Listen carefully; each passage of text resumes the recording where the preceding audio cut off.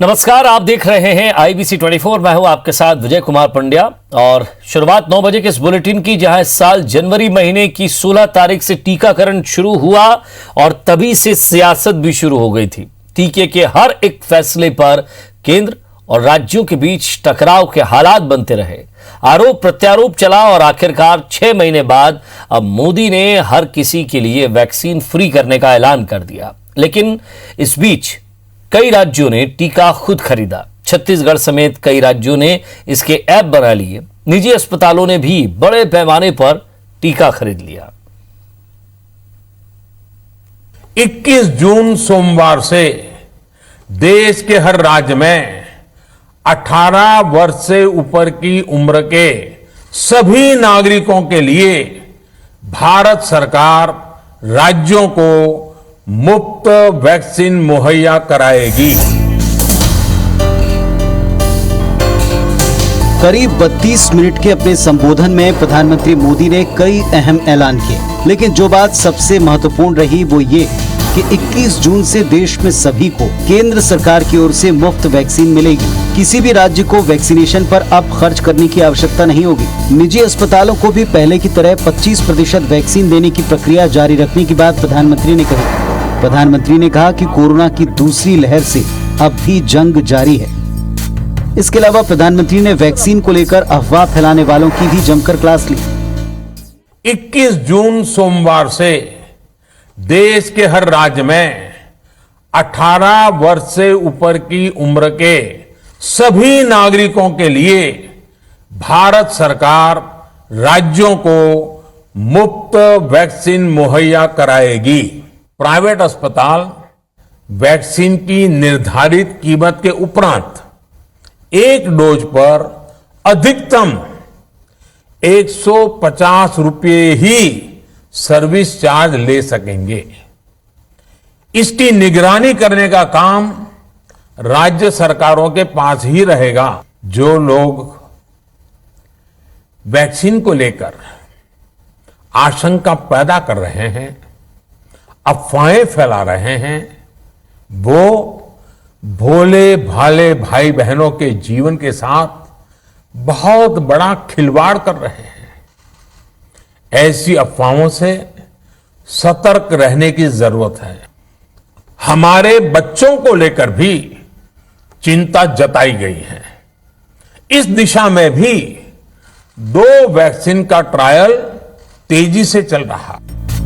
प्रधानमंत्री ने अपने संबोधन में कहा कि राज्यों की मांग पर यह फैसला लिया गया, यानी राज्यों के पास वैक्सीनेशन से जुड़ा जो 25% काम था उसकी जिम्मेदारी अब केंद्र सरकार उठाएगी। प्रधानमंत्री के फैसले को छत्तीसगढ़ बीजेपी ने ऐतिहासिक और स्वागत योग्य बताया, तो दूसरी तरफ सत्तारूढ़ कांग्रेस ने केंद्र सरकार की नीति पर सवाल उठाए। एक तरफ केंद्र सरकार के द्वारा 23 करोड़ लोगों को वैक्सीन लगाने के लिए राज्यों को निःशुल्क में वैक्सीन की व्यवस्था की गई, उसमें भी यहाँ के राज्य सरकार ने राजनीति की। 2 महीना तक लगने नहीं दिया गया। भ्रम फैलाने के निर्मित सरकार के द्वारा की गई। जो अपने आप को असहाय महसूस कर रहे थे, जिनके जीवन के साथ में राज्य सरकारें खिलवाड़ कर रही थी, अब 21 जून से पूरे देश के युवाओं को मुफ्त में और वैक्सीन लगेगी और हमारे युवाओं में एक संबल आएगा। तो देर आए दुरुस्त है। जो होना चाहिए था अब दोबारा फिर से हो रहा है। ये तो चेंज ही नहीं करना चाहिए था, गलत नीति थी। अब 25% प्राइवेट सेक्टर के लिए उपलब्ध करा दिया। ये नागरिक जाने, अगर वो प्राइवेट में लगाना चाहते हैं तो एक अलग व्यवस्था उनने कंपनियों के लिए कर दी है कि वहां से खरीदो महंगा, और जो महंगा लगाना चाहें निजी संस्थाओं में वो लगा लें। पूरा संदेश भारतीय जनता पार्टी की केंद्र सरकार का डैमेज कंट्रोल था। इस संदेश से 2 बातें निकल कर आती है। एक तो ये कि भारतीय जनता पार्टी की केंद्र सरकार के पास में पर्याप्त मात्रा में वैक्सीन थी और जब राज्यों को वैक्सीन की आवश्यकता थी तो केंद्र सरकार ने वैक्सीन उपलब्ध नहीं कराई। अब भले ही इसे आप सियासी मजबूरी कहें, लेकिन कोरोना की दूसरी लहर के दौरान मिसमैनेजमेंट और वैक्सीनेशन की अपनी जिम्मेदारी से भागने के आरोपों के जवाब के तौर पर ही सही, लेकिन देश भर में 18+ को केंद्र की तरफ से मुफ्त टीका लगाने का ऐलान कर प्रधानमंत्री ने अपने विरोधियों से एक बड़ा मुद्दा छीन लिया। देखना यह कि अब राज्य इस बारे में बनी नई गाइडलाइन का कैसे पालन करते हैं। यहाँ बड़ा सवाल ये भी कि अपने बलबूते पर कंपनी से सीधे डील कर चुके कांग्रेस शासित राज्य इस मसले पर केंद्र से कैसे सामंजस्य बैठाते हैं। Bureau report, IBC 24। और इधर छत्तीसगढ़ में 45 साल से ज्यादा 77% लोगों को कोरोना का पहला टीका लग चुका है, जबकि 90% स्वास्थ्य कर्मियों को पहली खुराक दी जा चुकी है। स्वास्थ्य विभाग के आंकड़ों के अनुसार 18 से 44 साल के आयु वर्ग के 8,31,000 युवाओं का टीकाकरण किया जा चुका है। सभी आयु वर्ग और श्रेणियों को लगाए गए टीकों को जोड़ें तो पहली और दूसरी डोज को मिलाकर प्रदेश में रविवार 6 जून तक 71,14,000 टीके लगाए गए हैं। आपको बता दें कि प्रदेश में 45 वर्ष से ज्यादा के 58,67,000 लोगों के टीकाकरण का लक्ष्य है। इनमें से अब तक 45,31,000 से अधिक लोगों को कोरोना से बचाव के टीके की पहली खुराक दी जा चुकी है। महासमुंद, रायगढ़ और धमतरी जिले में 45 साल से अधिक आयु वर्ग के 100% लोगों को पहला डोज लग चुका है।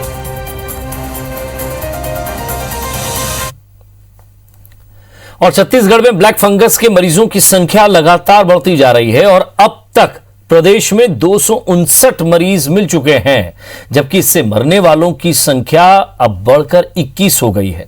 सबसे ज्यादा मरीज दुर्ग जिले में सामने आए, यहां 67 मरीज मिल चुके हैं। इसके बाद रायपुर में 48, बिलासपुर में 33, रायगढ़ में 21, बेमेतरा में 11, राजनांदगांव में 16 और जांजगीर चांपा में 14 ब्लैक फंगस के मरीज मिल चुके हैं। अकेले एम्स रायपुर में ही करीब 150 मरीज भर्ती किए गए हैं, जिनमें 60 से ज्यादा मरीजों का ऑपरेशन हो चुका है। इसके अलावा प्रदेश के सभी मेडिकल कॉलेजों में ब्लैक फंगस का इलाज मुफ्त में किया जा रहा है। साथ ही सरकार इसके इंजेक्शन की सप्लाई और इस्तेमाल पर भी नजर बनाए हुए है।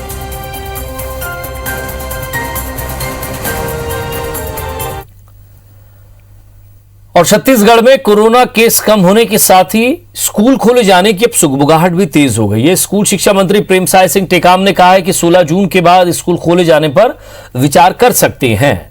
भूपेश कैबिनेट की बैठक में इस पर अंतिम फैसला लिया जाएगा। फिलहाल स्कूल शिक्षा विभाग 16 जून से स्कूल खोलने की तैयारी कर रहा है। मंत्री टेकाम के बयान के उलट मंत्री रविंद्र चौबे का कहना है कि स्कूल तभी खोले जाएंगे जब संक्रमण दर लगभग खत्म हो जाएगी। बच्चों में संक्रमण फैलने की किसी भी स्थिति में स्कूल नहीं खोलेंगे। मंत्री प्रेमसाय सिंह टेकाम के बयान पर नेता प्रतिपक्ष धर्मलाल कौशिक ने पलटवार करते हुए कहा कि वो 16 जून से स्कूल खोले जाने पर सहमत नहीं है। वो क्या स्वास्थ्य मंत्री भी इससे सहमत नहीं है?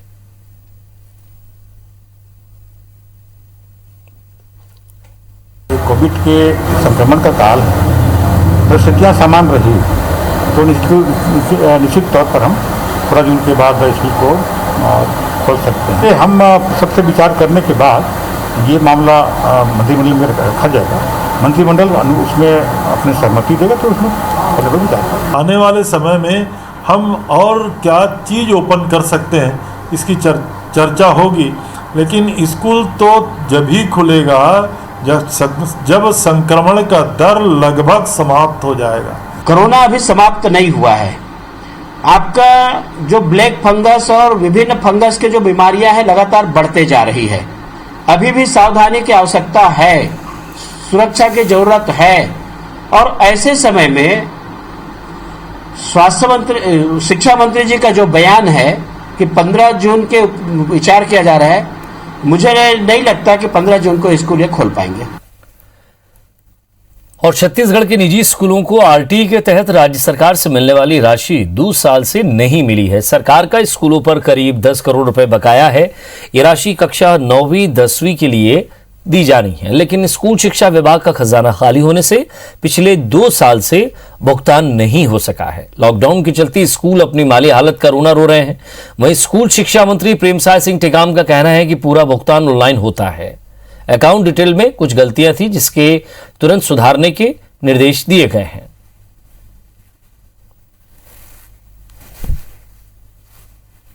पिछले दिनों संचालक से मिलकर इसकी मांग की थी। संचालक जी ने कहा कि प्रस्ताव राज्य सरकार को गया हुआ है, पैसे की दिक्कत के कारण वो अभी तक वित्त विभाग से मंजूर नहीं, लेकिन हमारी सरकार से मांग है कि वो जल्दी से जल्दी करें। जो छोटे स्कूल हैं, गांव कस्बे के स्कूल हैं, उसमें आरटीई की राशि एक बहुत बड़ा योगदान देती है, इसलिए जल्दी से जल्दी करें।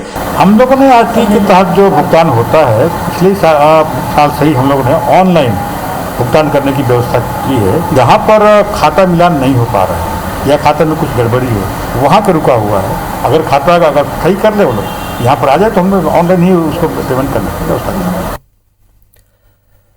छत्तीसगढ़ राज्य बीजेपी के राष्ट्रीय नेताओं के खिलाफ एफआईआर का केंद्र बनता जा रहा है। कांग्रेस के कार्यकर्ताओं ने पिछले कुछ महीनों में भाजपा के राष्ट्रीय अध्यक्ष जेपी नड्डा, पूर्व केंद्रीय मंत्री स्मृति ईरानी, राष्ट्रीय प्रवक्ता संबित पात्रा, गौरव भाटिया सहित बीजेपी के कई राष्ट्रीय नेताओं के खिलाफ प्रदेश के थानों में एफआईआर दर्ज कराई है। इसके जरिए क्या कांग्रेस विपक्षी दल पर दबाव बनाना चाहती है या फिर अपने नेता भूपेश बघेल को राष्ट्रीय स्तर के नेता के रूप में स्थापित करना चाहती है। इस पर नेता प्रतिपक्ष धर्मलाल कौशिक का कहना है कि अपने नेता की छवि सुधारने के लिए कांग्रेस के लोग बीजेपी के राष्ट्रीय नेताओं पर एफआईआर दर्ज करवा रहे हैं।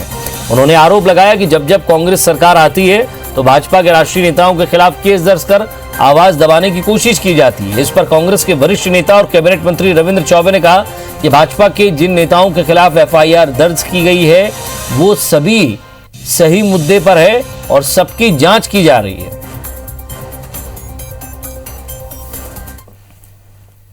एक तो राष्ट्रीय नेताओं के ऊपर एफआईआर करके अपने कद को बढ़ाना चाहते हैं कि मैं भी राष्ट्रीय स्तर का नेता हूं। ये जितना भी एफआईआर कराना है करा ले। भारतीय जनता पार्टी के कार्यकर्ता एक एक सच्चाई को उजागर करेंगे, सत्यता को कोई दबा नहीं सकते और इसका हम पुरजोर विरोध करेंगे। भाजपा नेताओं को इतना ना तो मन में भय होना चाहिए ना संदेह होना चाहिए। अभी एक टूल किट के मामले में सारे हिंदुस्तान में जो बातें चल रही थी, यहाँ भी रिपोर्ट एफआईआर हुआ था, उसी के चलते पूछताछ हुई है। मैं समझता हूँ इससे आगे तभी ऐसा एफआईआर करने का, उनके खिलाफ कोई कार्रवाई करने का अभी तो कोई ऐसी शुरुआत हुई नहीं है। बड़ी खबर बीजापुर से मिल रही है, जहां नक्सलियों ने समर्पित नक्सली रामाकृष्णा उर्फ मोटू मड़काम को कोरसागुड़ा से अगवा कर लिया है। तो इसी साल जनवरी में 3 नक्सलियों ने सीआरपीएफ के डीआईजी के सामने सरेंडर किया था, जिसमें मोटू मड़काम भी शामिल था। वो बासागुड़ा राहत शिविर में रह रहा था। एसपी कमल लोचन कश्यप ने अपहरण की पुष्टि की है।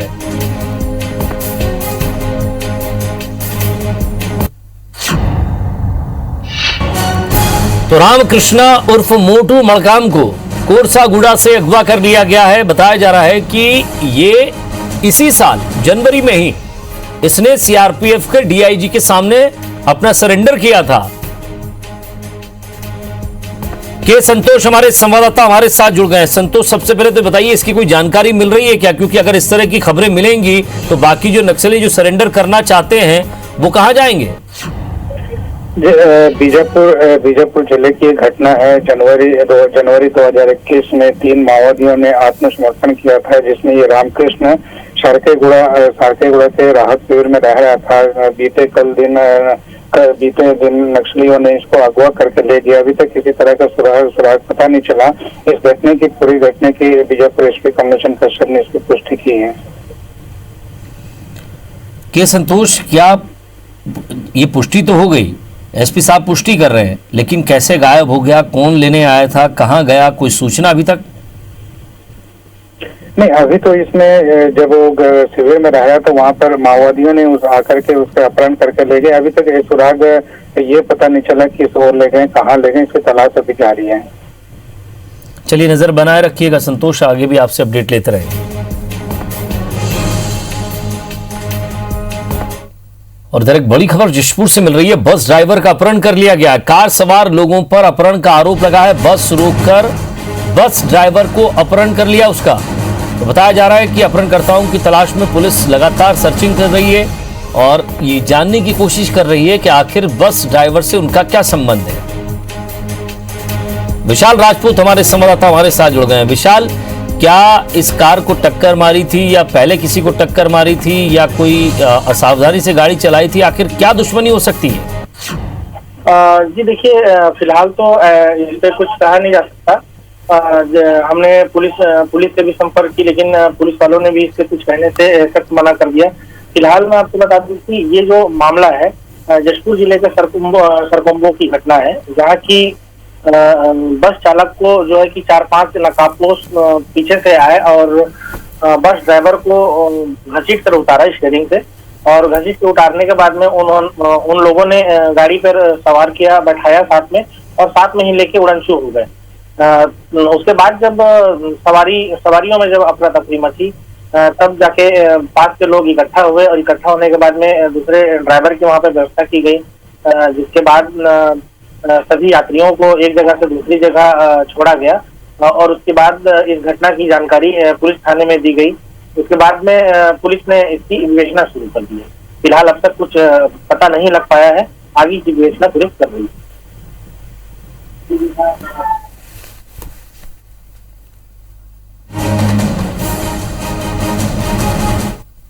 चलिए आगे बढ़ते हैं, बात छत्तीसगढ़ की करते हैं। छत्तीसगढ़ विधानसभा के आवासीय परिसर के पीछे कई एकड़ जमीन पर मिट्टी का अवैध उत्खनन किया जा रहा है। यह जमीन बरूदा ग्राम पंचायत ने विधानसभा को दी। इस मामले पर विधानसभा के प्रमुख सचिव का कहना है कि इस मुद्दे पर वो कलेक्टर को पत्र लिखेंगे। वहीं धरसींवा विधायक अनीता शर्मा ने कहा कि अवैध उत्खनन की शिकायत लंबे वक्त से मिल रही है, जिस पर कार्रवाई के लिए कलेक्टर से चर्चा करने की बात कही गई है। नेता प्रतिपक्ष धर्मलाल कौशिक ने आरोप लगाया कि सरकार के संरक्षण में पूरे प्रदेश में रेत, मिट्टी, लाइमस्टोन का अवैध उत्खनन हो रहा है। जी आया है, तीनों जगह में अवैध उत्खनन सरपंच के द्वारा किया जा रहा है, जो कि कोई प्रस्ताव नहीं है। बिना प्रस्ताव के अनलीगल रूप से इन लोग काम कर रहे हैं। यहाँ पे सिर्फ और सिर्फ सरपंच और उनके व्यापारी लोग ही काम कर रहे हैं। ग्राम पंचायत बड़ौदा में शिकायत मिली थी, मैं इसके लिए विभागीय अधिकारी को जांच के लिए बोल दी हूँ। अगर विभागीय अधिकारी इसमें ठीक से जांच नहीं करेंगे तो मैं कलेक्टर को समक्ष ये बात रखूंगी। पूरे प्रदेश में सरकार के संरक्षण में अवैध उत्खनन जारी है। विधानसभा का हमारा जो क्षेत्र ग्राम बड़ौदा आज वो भी सुरक्षित नहीं है। एक रॉयल्टी का चोरी और दूसरा अवैध उत्खनन, ये प्रदेश सरकार को लगातार चूना लगाने का काम चल रहा है। और इधर सुकमा जिले में आज दो अलग अलग जगहों से 88 लाख रुपए बरामद किए गए हैं। दोरनापाल से जगरगुंडा जाने वाले मार्ग पर तलाशी के दौरान सीआरपीएफ कैंप के पास जवानों ने एक शख्स के पास 59 लाख रुपए बरामद किए, जिसके बाद आला अधिकारियों को मामले की जानकारी दी गई। पूछताछ में पता चला कि 59 लाख रुपए जिस शख्स से बरामद हुए हैं वो जगरगुंडा वन परिक्षेत्र का डिप्टी रेंजर राजेश यादव है, जिसे वो संग्राहकों को बांटने के लिए जा रहे थे। जिसके बाद अधिकारियों की मौजूदगी में 59 लाख रुपए डिप्टी रेंजर को वापस किए गए। वहीं जग्गावारस तेंदुपत्ता के प्रबंधक कवासी मनोज और उसके साथी के पास से जवानों ने 29.5 लाख रुपए बरामद किए। कवासी मनोज ने बताया कि राजनांदगांव के ठेकेदार ने उसे रुपए दिए, लिहाजा उक्त राशि के साथ दोनों शख्स को एर्राबोर पुलिस को सौंप दिया गया है।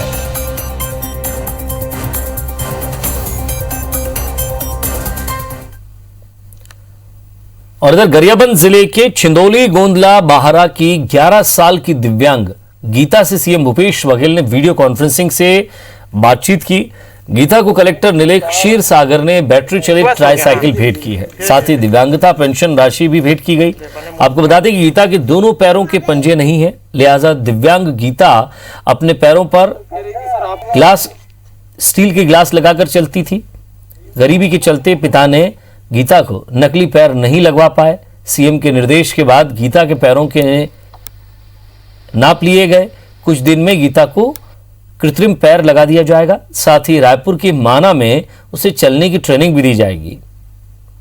तो मीडिया में खबर आने के बाद सीएम भूपेश ने संज्ञान लेते हुए कलेक्टर को तुरंत कार्रवाई के निर्देश दिए, जिसके बाद कलेक्टर नीलेश क्षीरसागर ट्राईसाइकिल के साथ गीता के गांव पहुंचे। क्या बनना चाहता बड़े होके? टीचर। पढ़ना चाहता? स्कूल जाना चाहता? विभाग के द्वारा स्वयंचलित ट्राईसाइकिल प्रदान की है। इसके साथ साथ महत्वपूर्ण बात यह है कि गीता कुमारी को कृत्रिम पैर भी लगाए जा रहे हैं। उसके आज मेजरमेंट भी किए गए हैं। आगामी 7 से 10 दिन में उसका कृत्रिम पैर भी दोनों बन जाएंगे। और इसी के साथ फिलहाल इस बुलेटिन में इतना ही। नमस्कार।